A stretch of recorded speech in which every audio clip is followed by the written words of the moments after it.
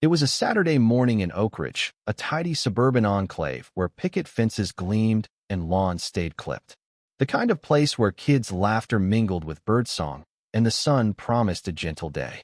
Clara, my 5-year-old, was out front, her pigtails bouncing as she scribbled chalk flowers on our driveway. I was inside, sipping coffee, savoring the quiet. Then a voice sharp, venomous shattered it all. "This is vandalism." I dropped my mug, the ceramic cracking in the sink, and ran to the window. There stood Helen Pritchard, HOA president, looming over Clara, her face twisted with disgust. What happened next would tear our world apart and pit a father's rage against a tyrant's rule. Clara's chalks were scattered, pinks and blues crushed under Helen's polished heels. "It's just chalk," I shouted, fumbling with the door. "It washes off." Helen didn't flinch. "Rules are rules, Mr. Harper.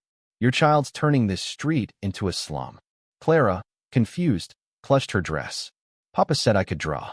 Before I could reach her, Helen grabbed Clara's arm, yanking her so hard she stumbled. Her head struck the stone edging of our garden bed with a sickening crack. Silence followed, no cry, no movement, just Clara's tiny body crumpling to the ground. I sprinted across the lawn, my heart pounding. Blood pooled under Clara's hair, her eyes closed, her chest still. Helen stepped back, brushing her sleeve as if swatting a fly, muttering about discipline and bylaws. Our neighbor, Jenny, screamed. I knelt beside Clara, my hands shaking, whispering her name. She didn't stir. Helen, smug, said, "I'll file a report. This is the behavior I'm here to stop." Something in me snapped, not grief, not fear, but fire.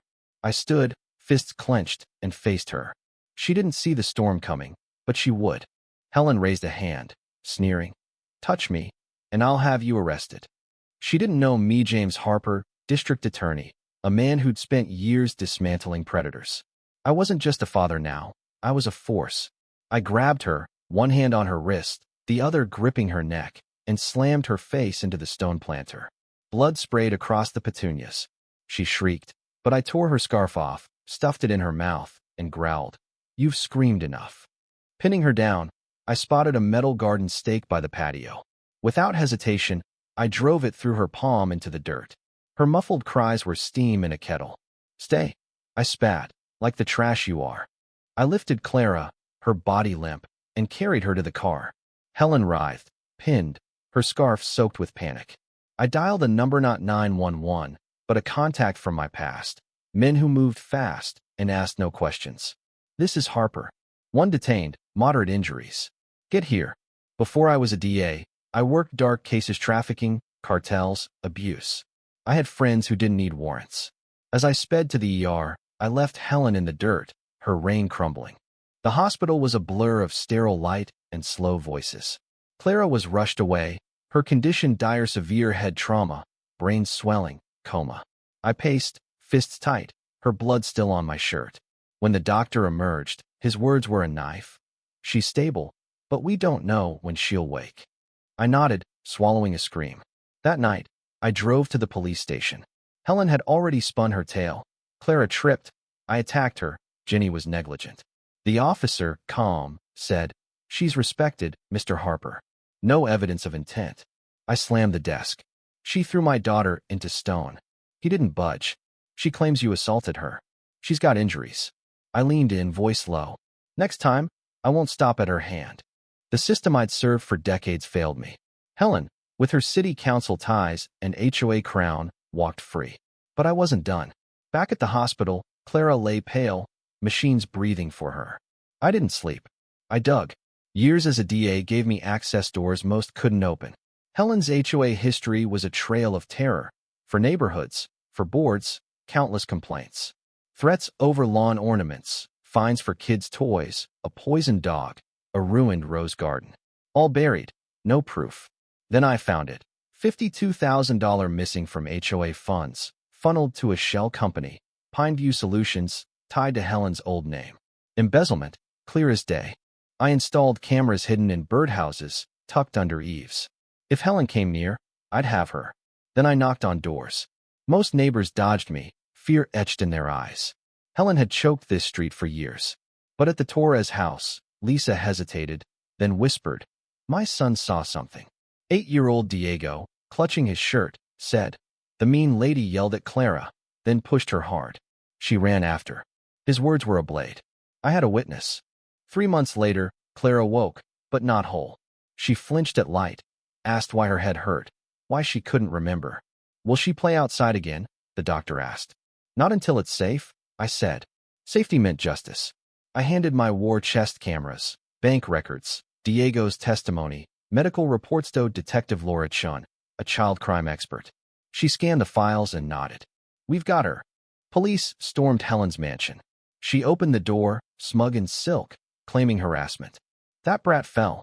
She snapped as cuffs clicked. In court, the room buzzed. Neighbors, once silent, now watched. I took the stand, laying out Helen's crimes. The push, the fraud, the fear. Diego, trembling, told his story. The jury saw Helen roll her eyes at a child. The doctor confirmed Clara's injuries were no accident. Financial records buried her. After 4 hours, the verdict, guilty. 15 years for assault and embezzlement. Helen screamed, "This is a setup. He ruined me." I stood calm. You ruined yourself when you touched my daughter. As bailiffs dragged her out, the crowd clapped. 6 months later, Detective Chin called. Helen's sister, Diane, was on prison calls, plotting revenge. Diane had a record assault, vandalism. She'd been circling my house, taking notes. I added cameras, new locks, private patrols. Then, at midnight, I saw her, Diane, carving liar into my car's hood. She escalated. Eggs on my porch, trash cans tipped. Clara, clutching her teddy, asked, "Is the bad lady back?" I hugged her. Not for long. Diane leaned on my mailbox one evening, smirking. "Your brat destroyed my sister." I flipped on my recorder. She sneered. "You'll both get what's coming." That was enough. Chin had her arrested for threats, stalking, vandalism. In court, Diane echoed Helen's arrogance. The jury took 2 hours. Guilty, 3 years. As she was cuffed, she mouthed, "This isn't over." I walked out, toward Clara, toward light. "Yes, it is," I whispered. The street changed. Kids biked, roses bloomed, wind chimes sang. The HOA was rebuilt, the park renamed Clara's Garden, a tribute to resilience. We laid stones, painted benches, planted daisies. Clara, holding blue chalk, drew a shield. "To keep the bad ones out," she said. Years later, she became a lawyer, defending kids, inspired by me. Helen died in prison, unclaimed. Diane never returned. This wasn't just revenge, it was protection. Helen and Diane ruled through fear, but they underestimated a father, a community, a truth fueled by love. Evil fades when you stand firm. Our home, our story, was rewritten. What would you have done? Was my rage too far, or was justice served? Drop your thoughts in the comments. Let's debate violence, injustice, and where you draw the line. Your voice matters.